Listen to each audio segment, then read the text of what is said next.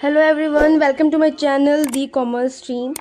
आज के टॉपिक में मैं आपको बताने वाली हूँ कि फाइनल अकाउंट्स में जो एक एडजस्टमेंट होती है bad dept and provision for bad डेप्ट, इसकी आज मैं आपको इसके सारे केसेस बताऊंगी जो एग्ज़ाम पॉइंट ऑफ व्यू से मोस्ट इंपॉर्टेंट है। और जब एग्ज़ाम में फाइनल अकाउंट आता है तो प्रोविज़न और बैड डेप्ट से एडजस्टमेंट आती ही आती है। तो ये आप समझ लो, मैं आज आपको सारे केसेस बताने वाली हूँ, तो ध्यान से आप देखना, ठीक है।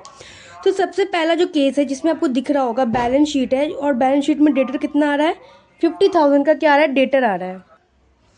तो एडजस्टमेंट का मतलब होता है कि कुछ इन्फॉर्मेशंस जो होते हैं या कुछ एरर ओमिशंस जो होते हैं वो ट्रायल बैलेंस बनने के बाद पता चलता है। जैसे कि profit and loss and balance sheet बनने के बाद हमें पता चला कि अरे इसकी तो हमने कोई ट्रीटमेंट ही नहीं की। जैसे इस केस में आप देख रहे हो कि बैड डेप्ट एडजस्टमेंट में दिख रहा है, इसका मतलब ये है कि इसकी पोस्टिंग ना तो बैलेंस शीट में हुई है ना ही प्रॉफिट एंड लॉस में हुई है। तो हम इसकी पोस्टिंग दोनों जगह करेंगे, बैलेंस शीट में भी करेंगे और प्रॉफिट एंड लॉस में भी इसकी पोस्टिंग करेंगे, ठीक है। अब आप देखो तो इधर एक एग्जांपल के साथ समझाती हूँ। तो एक शॉप है, इस शॉप में 100 कस्टमर आए और 100 कस्टमर में से सेल कितने का हुआ है, 50,000 का सेल हुआ है। ये हमारे डेटर हैं, ये डेटा है, यहाँ पे 50,000 का दिख रहा है, ठीक है। अब क्या होता है ना कि हमें बैलेंस शीट बनने के बाद पता चलता है कि 15 कस्टमर्स ऐसे हैं जो पैसे नहीं दिए, वो भाग गए। बिजनेस में कंफर्म हो जाते हैं कि हमें डेटेड से अब पैसे नहीं मिलेंगे, तो हम उसको अकाउंटिंग में बोलते हैं बैड डेप्ट, ठीक है। यानी कि 15 कस्टमर से कंफर्म्ड है कि ये पैसे नहीं आएंगे, तो हम इसको क्या बोलेंगे, बैड डेप्ट बोलेंगे। तो यही बैड डेप्ट 5,000 का दिख रहा है, यानी कि ये बैड डेप्ट कितना दिख रहा है, 5,000 का दिख रहा है। अब 100 कस्टमर्स में से 15 कस्टमर तो भाग गए, पैसे नहीं दिए, बाकी के 85 बचे और इस 85 से क्या होंगे, पैसे आएंगे, ठीक है। अब देखो बैड डेप्ट, ठीक है, बैड डेप्ट कितने का है, 5,000 का है। अब एक बात बताओ, जो बैड डेप्ट है वो हमारा लॉस है ना, क्योंकि पैसे नहीं मिलेंगे ना, भाग गए वो कस्टमर, हमें जब पैसे नहीं मिलेंगे और जब भी एक्सपेंसेस लॉस होता है तो हमारा क्या होता है, डेबिट होता है। तो 5,000 क्या हो गया, डेबिट। और जो डेटर होता है, डेटर हमारा असेट्स होता है, और जब भी असेट्स कम होता है तो उसको क्या करते हैं, क्रेडिट। तो यहाँ पे टू डेटर्स अकाउंट 5,000। बैड डेप्ट हमारा लॉस है, नॉमिनल अकाउंट का है, जिसको कहाँ ट्रांसफर करेंगे, प्रॉफिट एंड लॉस में ट्रांसफर करेंगे 5,000 से। अब प्रॉफिट एंड लॉस में बैड डेप्ट 5,000 का दिखा, बैलेंस शीट में डेटर 50,000, जिसमें कि 15 कस्टमर भाग गए, चले गए, तो ये 5,000 का हमारा लॉस हो गया। ये 85 कस्टमर से पैसे आने बाकी है, जिसको हो गया 45,000। तो अभी हमारा करेंट, अभी आज के डेट में हमारा डेटर कितना है, 45,000 का है। ये केस नंबर 2 है, जिसमें बैलेंस शीट में डेटर 50,000 दिख रहा है, बैड डेप्ट 5,000 का है, provision for doubtful to be made 20%, ठीक है, ये बन रहा है। अब देखो, जो पहला केस था ना, ये तो सेम हो जाएगा, इसमें कुछ वैसा चेंजेस नहीं है। पर जैसे यहाँ पे मैं एग्जांपल के साथ बताऊँ आपको, तो 100 कस्टमर्स थे, जिसमें कि 15 कस्टमर चले गए, क्योंकि 5,000 का था, तो 5,000 हमारा लॉस हो गया, जो सेम अब देखोगे पहले वाला जैसा ही है। 5,000 डेटेड, प्रॉफिट एंड लॉस 5,000 यहाँ तक, ठीक है। और इधर प्रॉफिट एंड लॉस में बैड डेप्ट इतना है, और डेटर जो था 50,000 का था, और बैड डेप्ट 5,000, और अभी करेंट 45,000 का था। दूसरा जो एडजस्टमेंट है, इसमें ये पता चला है प्रोविज़न बन रहा है। अब इसका मतलब क्या होता है, पहले इसका मतलब समझ लेते हैं कि इसका मतलब होता क्या है। तो इसका मतलब ये हुआ, एग्जांपल से ही समझते हैं कि जैसे मैंने आपको बताया था कि 85 कस्टमर थे, ये 85 कस्टमर जो थे, जिससे 45,000 जो है हमें दिख रहा है। पर हमें बाद में पता चलता है कि 85 में से भी ना 10 कस्टमर्स ऐसे हैं कि लग रहा है कि शायद पैसे आ भी सकते हैं, शायद पैसे नहीं भी आ सकते। यानी कि जब भी बिजनेस में लगे कि वो वैसा कस्टमर, वैसा डेटर जिससे पैसे आ भी सकते हैं और नहीं भी आ सकते, यानी कि डाउट है कि आएंगे कि नहीं आएंगे, उसको अकाउंटिंग में प्रोविज़न फॉर डाउटफुल डेप्ट बोलते हैं। तो ये क्या हो गया, प्रोविज़न फॉर डाउटफुल डेप्ट हो गया, और बाकी 75,000 किधर कस्टमर बचे जिससे पैसे आएंगे। क्या मैंने कहा, 100 कस्टमर्स थे, 50,000 का सेल हुआ था, जिसमें कि बैड डेप्ट 15 हो गए, जिसमें कि 15 कस्टमर भाग गए थे, जिस 15 कस्टमर को हमने बैड डेप्ट कहा। 85 कस्टमर बच्चे, 85 कस्टमर्स में से 10 कस्टमर के बारे में लग रहा है कि शायद आ भी सकते, पैसे नहीं भी आ सकते। जब शायद लगे, कंफर्म नहीं है, तो उसको हम प्रोविज़न फॉर बैड डेप्ट बोल देते हैं। और बिजनेस में क्या करते हैं, इसके एक प्रोविज़न बना लेते हैं, बिजनेस में क्या करते हैं, इसको प्रोविज़न बना लेते हैं। अब इसकी एंट्री कैसे होगी, क्या ट्रीटमेंट होगा, चलो देखते हैं। तो जो प्रोविज़न जो होता है ना, प्रोविज़न फॉर डाउटफुल डेप्ट होता है ना, ये कहीं ना कहीं आप देखो तो असेट्स को कम कर रहा है, डेटर को कम कर रहा है।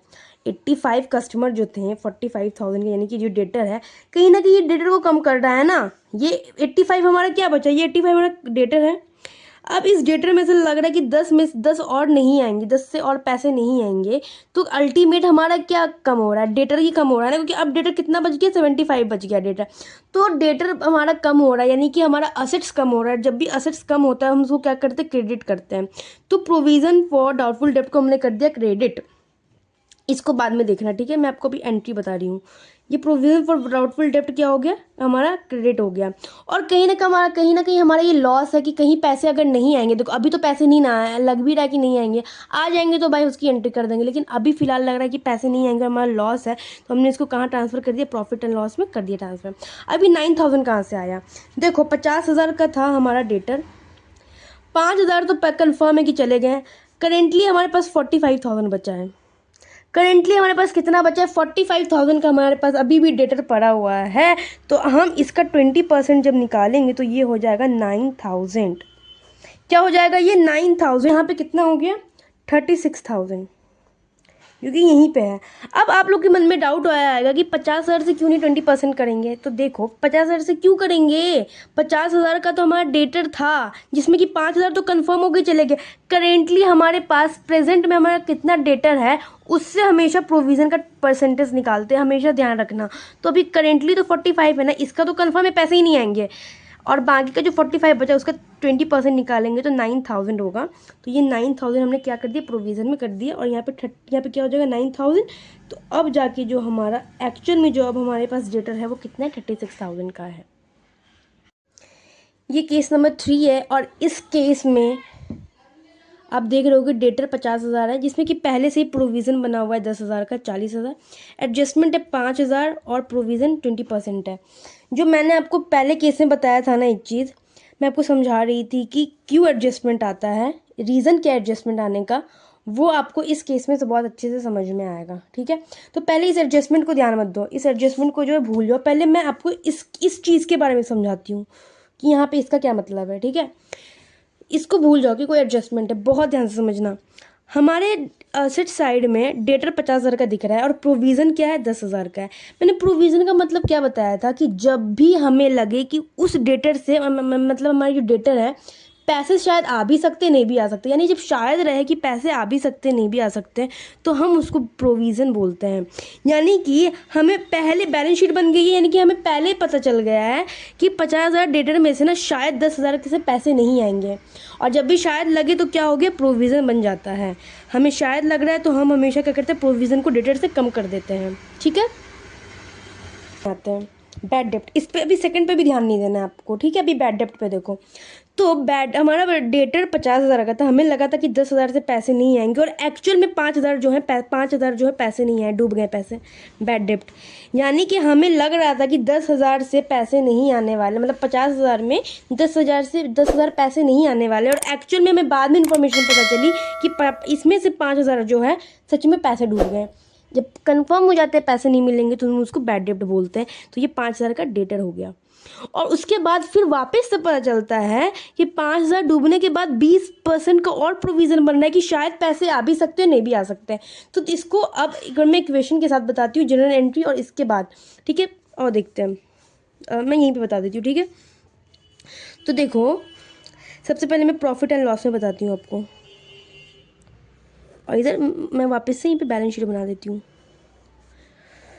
ये हमारा डेटर है, डेटर हमें पहले से 50,000 का दिख रहा है, ये 50,000 हो गया, ठीक है। अब हमें लग रहा था कि 10,000 से पैसे नहीं आएंगे, जिसमें कि 5,000 से जो है 5,000 सच में डूब गए पैसे।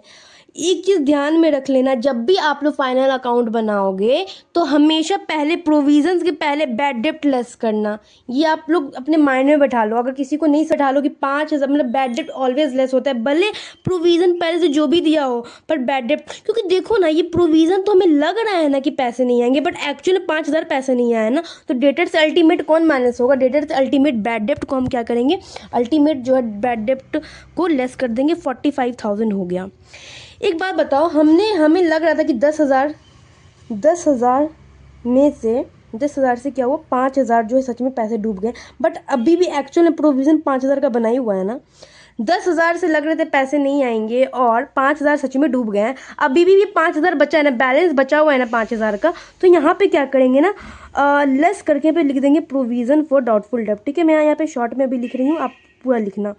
5,000 जो बैलेंस बचा हुआ है अभी भी, ये 5,000 पूरा बैलेंस लिख देंगे। ठीक है, यहाँ पे प्लस करके अब देखो प्रोविज़न हमेशा किससे लेस करते हैं, जो हमारा करेंट बैड डेप्ट लेस होने के बाद जो हमारा डेटर मतलब डेटर बचा हुआ है उससे लेस करते हैं।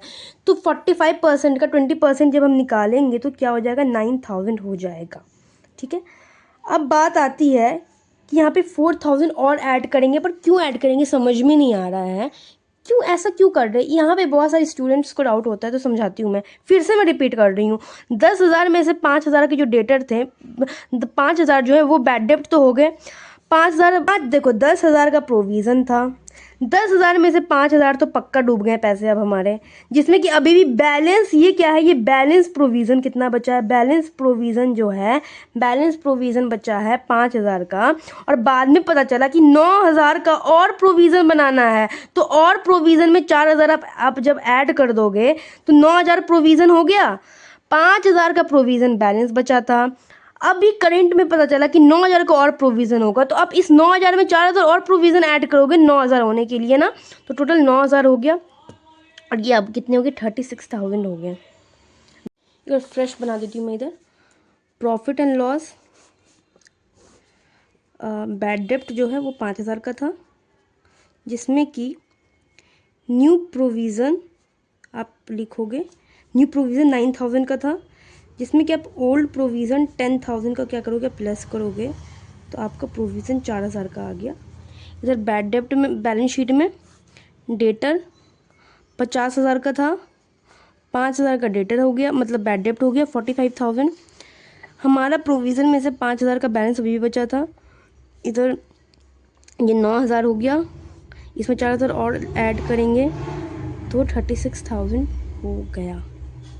केस नंबर 4 पे आते हैं, जिसमें डेटर है, तो डेटर 50,000 का है, प्रोविज़न 10,000 है, बैड डेप्ट 5,000, प्रोविज़न इसमें 10% बन रहा है। ये सेम पहले वाले केसेस जैसा है, बट आपको लग रहा होगा, बट ऐसा नहीं है, ये आगे बताती हूँ क्या चेंजेस है, आपको खुद ही पता चल जाएगा। तो सबसे पहले तो देखो बैड डेप्ट का मैं यहाँ पे एंट्री कर दी हूँ, बैड डेप्ट 5,000, debtor 5,000, provision profit and loss में ट्रांसफ़र करा, ये सेम है, इसमें मैंने बहुत बार बता दिया आपको, अभी मैंने आपको ये बता दिया ऑलरेडी। डेटर में से लेस हो जाएगा 5,000 का बैड डेप्ट। ठीक है, 45,000 हो चुका है। अब आते हैं, तो देखो अब आते हैं प्रोविज़न 10% बन रहा है। एक चीज़ बताओ, मैं फिर से एक बार बताती हूँ आप, इधर हमारा बैलेंस प्रोविज़न 5,000 का बच गया है, 10,000 से लेस करा, 5,000 इधर बच गया है।